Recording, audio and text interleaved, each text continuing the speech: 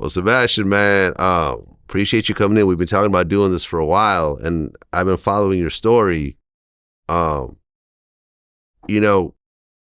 Regardless of the trials and tribulations that you went through, out of everyone around you grew up with, man, you got to really experience life at the highest levels. You got to play with the best players on earth. You went straight out of high school into the pros. You don't got any, you didn't win any championships, unfortunately, but a lot of times that doesn't depend on the player. I interviewed Dominique Wilkins, who's considered one of the best, but he doesn't have any rings either, because it's like, hey, a lot of pieces have to fit together, and there's a lot of luck. We can talk about that next. That's a form of control also. That championship shit is a form of control. Yeah. Tell you the truth. I mean, look at Allen Iverson. You know what I'm saying? Another all-time great that just doesn't have any rings, unfortunately. Charles Barkley. Like, we can keep going on and on and on. What does that mean? Well, what it means is that it doesn't take away from the greatness of the players just because they don't have a ring. It does, though. Depends on who looks at it. The way the narrative is, I'll be watching them speak. And the pen, like even Charles Barkley, that's his whole thing. He didn't win the championship. Right, Shaq gets him on that. Yeah, but we got to change the narrative. We not there for no championships. We trying to get some real wealth for us. True. Right now, we don't have no real wealth. We can't, you know what I'm saying? These dudes that you see with these contracts, they can't take you back to their community and to show you brick that they built. You know what I'm saying? I'm here, we got to get on that. Championships. Stop playing, bro. No, you're right. Because that's the whole thing. Every time who won the most championship, like, bro, we're not really winning out here in America. We trying to make the basketball make sense. If everybody gonna focus on the basketball, let's make it make sense. It's not really making sense right now. Yeah. Facts. I mean, like, look at, for example, what's happening in Saudi Arabia in the whole golf game. They were like, fuck it. We're going to compete against y'all. We're going to pay the best players more money than everyone else. And we're going to actually start to eclipse the monopoly that y'all have had for 100 years. Facts. Imagine if all the players got together and said, okay, fuck the NBA. We're going to start our own league. And we have enough money to just... I'm not here for that either. Nah? I'm not saying fuck the NBA. I'm saying is we just got to change the conversation. And I'm saying it's not enough stuff being built for all of us to focus on the basketball. Grown ass men look worried about the games. For all of us to, come on, bro, it's not enough. It's not enough. It's not enough. Like, when you really go into the communities, I don't really feel it. I want to be able to feel it. And I didn't get my $200-300 million yet. But if I'd have got $200-300 million, I would have showed you my statue and my project right now.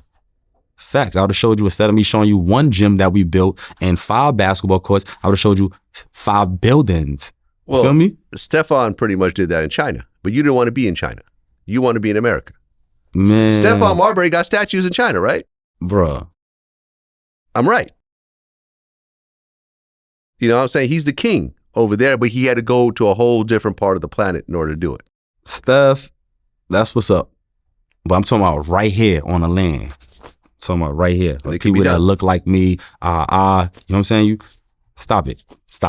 Like, stop playing with me. Yeah, no, I feel you, man. I feel you. And you're right. Stop. And can you cash that in over there? How much that's worth? I'm on that time, man. I got a bunch of family. I got all my nieces. I got my studio right there on Mermaid. All my nieces knock on the door. Everybody, Christmas, everybody, you feel me? We out here. I don't got time talking about no statues and all of that. We trying to make some big business moves. Look at you. Look at yourself, Vlad.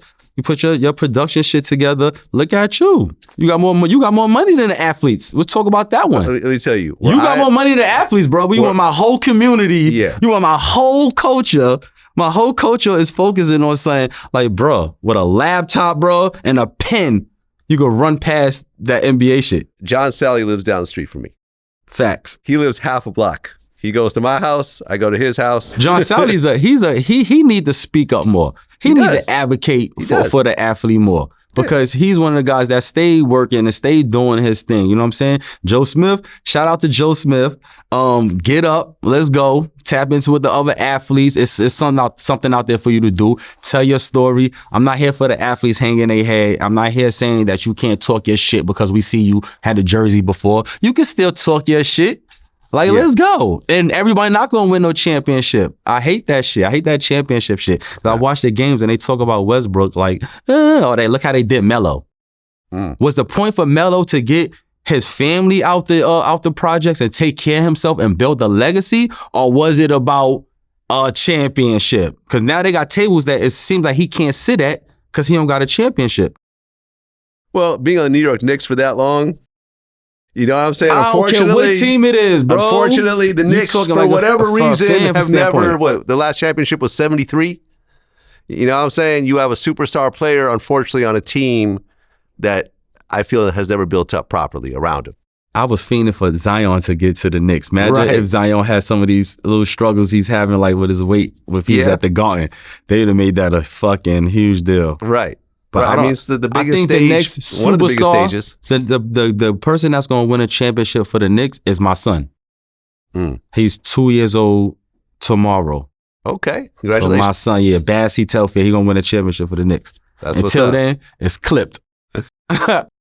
That's what it is, man. Sebastian Telfair, man. Appreciate you coming in, man. And, look, you just getting started. You're still young as hell.